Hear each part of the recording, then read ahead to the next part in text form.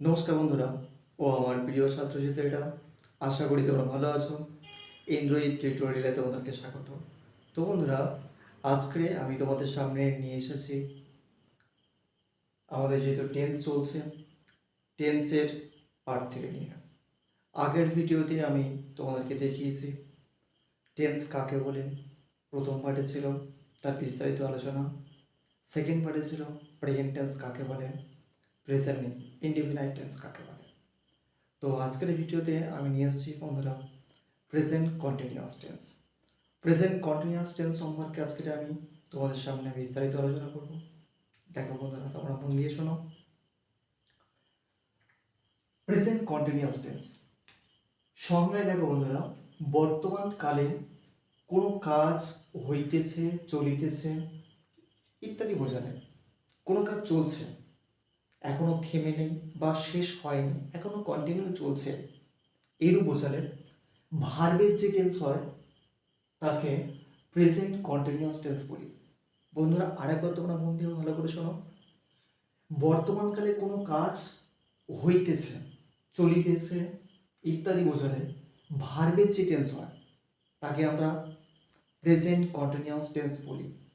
যারা টেন্স সম্পর্কে বন্ধুরা একটু অনভিজ্ঞ আছো, আমি জানি তোমরা ভালো পারো, যারা যারা একটু অনভিজ্ঞ আছো তাদেরকে বলবো এই টেন্সটা তোমরা খাতার মধ্যে নোটবন্ধ করে রাখো। আশা করি তোমাদের উপকারে লাগবে। তো বন্ধুরা দেখো, এই প্রেজেন্ট টেন্স সম্পর্কে আমরা জানলাম যে কোনো কাজ হইতেছে, চলতেছে, এখনো কাজটা বন্ধ হয়নি বা শেষ হয়ে যায়নি, কন্টিনিউ চলছে। এই টেন্সটা আমরা কিভাবে বুঝবো যে এটা এই টেন্স হতে পারে, প্রেজেন্ট কন্টিনিউয়াস টেন্স হতে পারে? দেখো বন্ধুরা, আমি চিনিবার উপায় বলে একটা পয়েন্ট করেছি। দেখো বলছি, বাংলা ক্রিয়াপদের শেষে যদি তেছি, তেছে, তেছো এই তিনটে শব্দ, তেছি থাকবে, তেছে থাকবে অথবা তেছো থাকবে ইত্যাদি থাকলে এই টেন্স হয়। বাংলা ক্রিয়াপদ আমরা সবাই জানি সচরাচর চলা, করা ইত্যাদি। চলা, বওয়া, বলা, করা, হওয়া ইত্যাদি ক্রিয়াপদ, যে সমস্ত ক্রিয়াপদগুলো আছে সেই ক্রিয়াপদের শেষে কিন্তু এই তেছি, তেছে, তেছো ইত্যাদি থাকলে কিন্তু এই প্রেজেন্ট কন্টিনিউয়াস টেন্স হয়ে থাকে বন্ধুরা। যেমন আমি স্কুলে যাইতেছি, যায় একটা কাজ, বাংলা ক্রিয়াপদ, সেই জন্য তেছি শব্দটা যুক্ত হয়ে রয়েছে। তো বন্ধুরা দেখো, গঠন, প্রেজেন্ট কন্টিনিউয়াস টেন্সের গঠন একটা বিশাল ব্যাপার। সেই গঠনটা আমরা কীভাবে করেছি দেখো। প্রথমে সাবজেক্ট বসে, সাবজেক্ট অনুসারে একটা বি ভার্ব বা অক্সিলারি ভার্ব বসে থাকে। সেই বি ভার্ব বা অক্সিলারি ভার্বটা কি আছে? এম, ইজ এবং আর। এই তিনটের মধ্যে যে কোনো একটা বসবে সাবজেক্ট অনুসারে। যে কোনো এই তিনটের মধ্যে এম, ইজ, আর এর মধ্যে যে কোনো একটা বসবে সাবজেক্ট অনুসারে। তারপরে কি হবে? মেন ভার্ব বসবে। মেন ভার্বের সাথে আইএনজি যোগ। মেন ভার্ব বলতে ভি1, যেটাকে আমরা বলি ভার্বের প্রেজেন্ট ফর্ম। আমরা জানি বন্ধুরা ভার্বের তিনটা ফর্ম আছে, প্রেজেন্ট, পাস্ট এবং পাস্ট পার্টিসিপেল ফর্ম, ভি1, ভি2 এবং ভি3। ভি1টা আমরা এখানটা বসবো। ভার্বের সাথে আইএনজি যুক্ত হবে এবং তারপরে ও মেন্স অবজেক্ট, তারপরে অন্যান্য যে সমস্তগুলো থাকে সেগুলো বসে যাবে। তারপরে দেখুন বন্ধুরা, একটা প্রশ্ন চিহ্ন চলে আসতে পারে যে আমি বুঝলাম সাবজেক্ট বসছে, ভার্বের সাথে আইএনজি যুক্ত হচ্ছে এবং অবজেক্ট বসছে এবং সাবজেক্ট অনুসারে অ্যাম ইজ আর বসছে, কিন্তু একটা প্রশ্ন কুড়ে কুড়ে খায় মাথার মধ্যে, আমরা বুঝে উঠতে পারি না বন্ধুরা যে অ্যাম ইজ আর কোথায় কোথায় বসে, কোন সাবজেক্টের পরে আমরা এটা বসাতে পারবো। বলে দিয়েছে সাবজেক্ট অনুসারে কিন্তু অ্যাম ইজ আর বসে। তো কোন সাবজেক্টের প্রতি আমরা এই অ্যাম ইজ আর বসবো তার একটা বৃত্তান্ত আমরা বন্ধুরা পরিষ্কারভাবে বলছি, দেখে নাও তোমরা। দেখো এখানে আমি পার্সন দিতেছি, বললাম পার্সন অনুযায়ী এইগুলো বসে, বা সাবজেক্ট মানে পার্সন অনুযায়ী আমি কতগুলো দিয়ে দিয়েছি দেখো। আমরা জানি বন্ধুরা পার্সন তিন প্রকার, একটা ফার্স্ট পার্সন, 2 নম্বর সেকেন্ড পার্সন, 3 নম্বর থার্ড পারসন। ফার্স্ট পারসন কোনগুলো আছে? ফার্স্ট পারসন বন্ধুরা দেখো আই উই, আইটা হচ্ছে কি সিঙ্গুলার নাম্বার, উইটা হচ্ছে কি প্লুরাল নাম্বার। আবার আমরা সেকেন্ড পারসন চলে যাই বন্ধুরা, দেখো সেকেন্ড পারসন ইউ ইউর, তুমি তোমরা, ইউটা হচ্ছে কি এক বচন অর্থাৎ সিঙ্গুলার নাম্বার, আর ইউরটা হচ্ছে কি প্লুরাল নাম্বার অর্থাৎ বহু বচন। থার্ড পারসন এর মধ্যে কি কি আছে? হি সি দে এবং যে কোনো নাম বোঝালে বন্ধুরা কিন্তু থার্ড পারসন হয়। তো থার্ড পারসনের মধ্যে মধ্যে কি কি পড়ছে?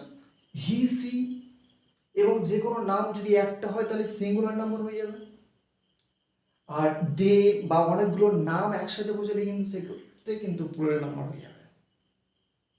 এবারে কোথায় কোথায় কি বসছে, কোথায় এম বসছে, কোথায় ইজ বসছে, কোথায় আর বসছে? দেখো বন্ধুরা, ফার্স্ট পারসন সিঙ্গুলার নাম্বারের ক্ষেত্রে কিন্তু এম বসে।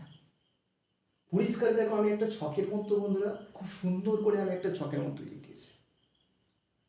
ফার্স্ট পারসন সিঙ্গুলার নাম্বারের ক্ষেত্রে কিন্তু এম বসছে। আবার দেখো ফার্স্ট পারসন যে প্লুরাল নাম্বার হয়ে যাচ্ছে কিন্তু সেক্ষেত্রে কিন্তু আর বসছে, ওই যে সাবজেক্ট অনুসারে আর বসবে।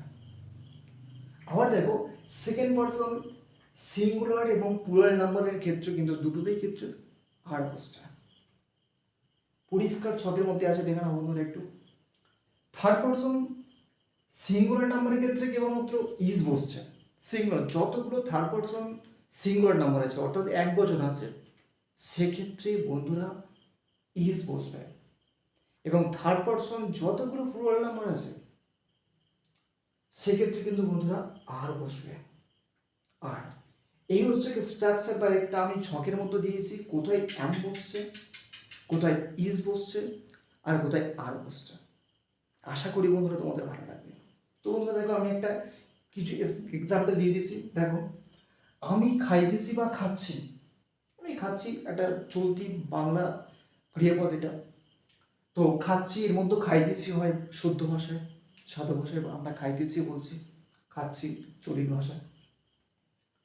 তো আমি হচ্ছে সাবজেক্ট, আমি কি হবে আই ইংলিশ, আই মানে singular number, first person singular number am আসছে, তাহলে আমি আগে বসাই, আই বসালাম, তারপরে একটা বিভার বসছে।